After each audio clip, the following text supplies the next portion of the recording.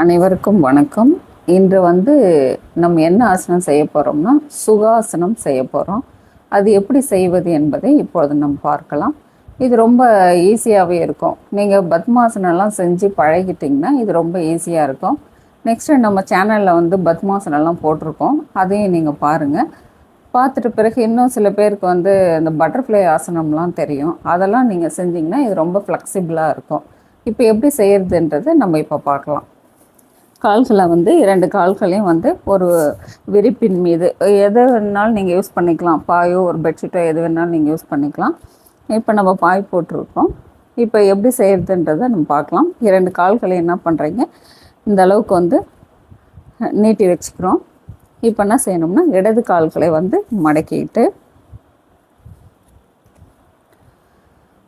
மடக்கி வச்சிடுறோம். நெக்ஸ்ட்டு வலது காலை எடுத்துகிட்டு இந்த இந்த இந்த இடம், இந்த கெண்டைக்கால் சொல்கிறோம் இல்லைங்களா, அதுக்கு நேராக இப்படி வச்சுக்கிறோம். ஃபஸ்ட்டு இதை எடுத்துகிட்டு இந்த மாதிரி வச்சுருங்க. வலது கால் கொண்டு இந்த இந்த கெண்டைக்கால், இடது பக்கம் கெண்டைக்கால் மேலே இந்த கணுக்கால் சொல்கிறாங்க, இந்த மொழி இருக்குது இல்லைங்களா, இதுக்கு நேராக என்ன செய்கிறீங்களா இந்த மாதிரி வச்சுக்கிறீங்க. வச்சுட்டு நேராக நிமிர்ந்து உக்காந்துட்டு கைகள் சின்முத்திரையில், 2 கைகளும் எப்படி இருக்கணும்னா சின்முத்திரையில் வச்சிடணும். வச்சுட்டு 1 நிமிடம்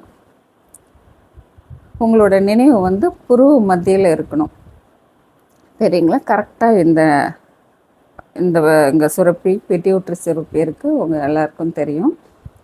இப்போ என்ன செய்யலாம்னா சின்முத்திரை, முத்திரைக்கு பேர் சின்முத்திரை. இப்படி வச்சுக்கிறீங்க கைகளை. வச்சுட்டு மூச்சை நார்மலாக 1 நிமிடம் இந்த மாதிரியே இருக்கணும்.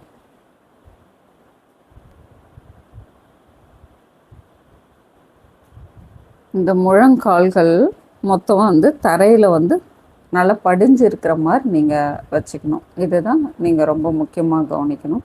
மூச்சை சின்முத்திரையில் வைக்கும்போது நார்மலான இயல்பான ஒரு மூச்சை நீங்கள் கவனிக்கணும். 1 நிமிடம் இந்த மாதிரி நீங்கள் செய்யலாம்.